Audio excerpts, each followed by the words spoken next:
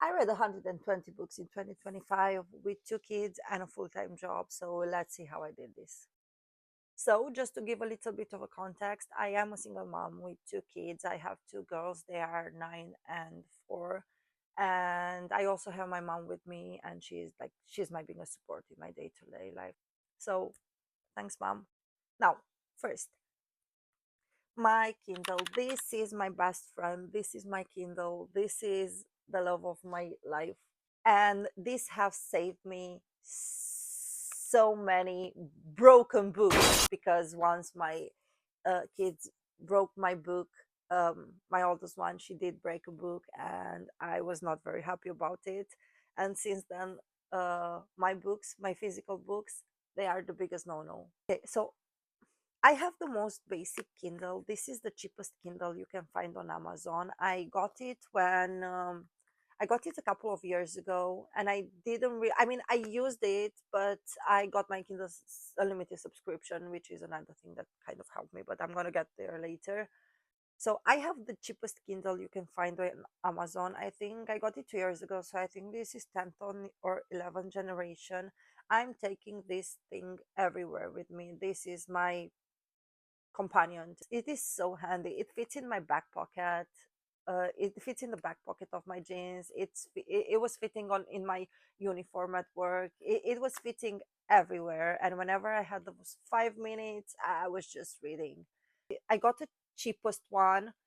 First of all, because I was thinking, what if it breaks?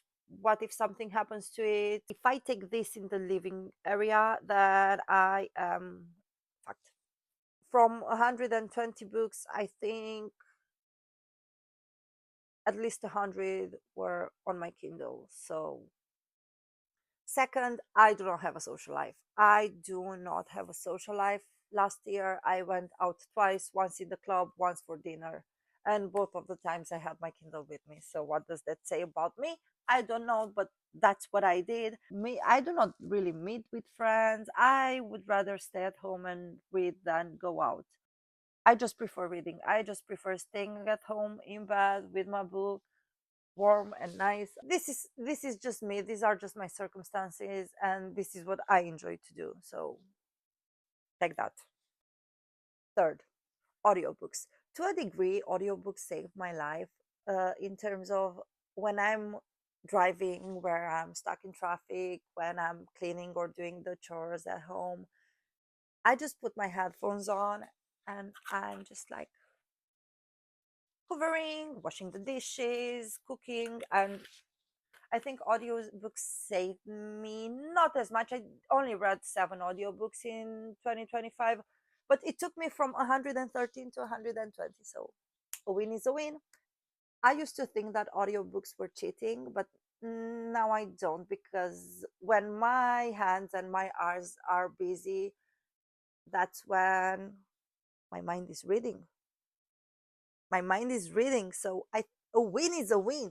Even if you read only audiobooks or well listen to audiobooks, I think that's a win, because 7 audiobooks in 1 year, you just read 7 books. 7 books in 1 year, and it's chef's kiss. Now, fourth, I have a 5 minute rule, and that's whenever I have 5 minutes free, I read. When I have 5 minutes free at work, I read. When I have 5 minutes free at school drops or pickups, I read. Whenever I have 5 minutes free at the doctor's, whenever I have 5 minutes, those 5 minutes make the difference, because 5 minutes here and 5 minutes there, they just add up at the end of the year. And it keeps you in the book, so you do not lose that connection that you have already have with the book. And I think that's also very, very important. To be honest, I even take my Kindle with me when I go to the toilet in the mornings. And instead of scrolling on internet, I just read. I just prefer reading over everything. So win is a win. Reading is winning. You know, there was that line in Game of Thrones: knowledge is power. Power is power, but reading smart is not knowledge, but it is still knowledge. So now, six, and I think this is the biggest advice I can give to someone. Just pick that book. Just pick that book and read it. And do not be afraid to DNF a book, because if you DNF a book, if you keep reading a book and you're forcing yourself to read that book, it's just you're forcing yourself to do something that you don't like. Find a book that you like and read that one. Find the genre that you like and read that one. For example, last year I read God of Wrath and I was forcing myself to read it, and I just didn't like the character at all, Cecily, as a context.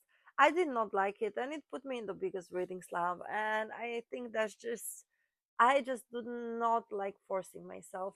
Here is where Kindle Unlimited came very, very handy, because I was downloading a book, and if I was not vibing with that book, next, next, straight away, I was not staying, and I was not regretting that I got that book or that I was forcing myself to read a book.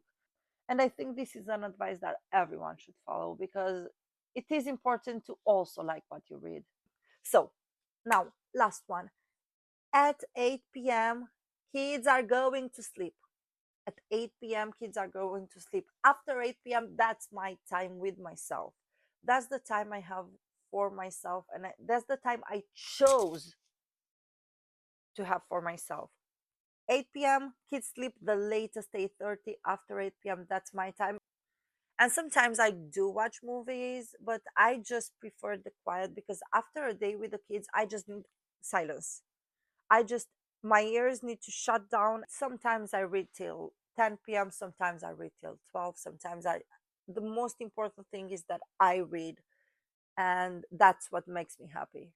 That's what makes me happy. And these, all this combined, this is how I managed to finish my 120 books last year. And I was juggling with the kids and with the job and with everything, with sleep. So yeah, if you want to read more, I think all this would help. Kindle Unlimited, just read every 5 minutes. Put the kids to sleep early. Don't keep the kids awake till midnight. And yeah, I think this was kind of like my journey, my reading journey in 2025. And I am very, very proud of that number. And I am in a competition with myself, and I will try to read even more books this year. So let's do that. Now, if someone watched the whole video and you have any tips for me, please give them in the comments. So have a good day. Enjoy.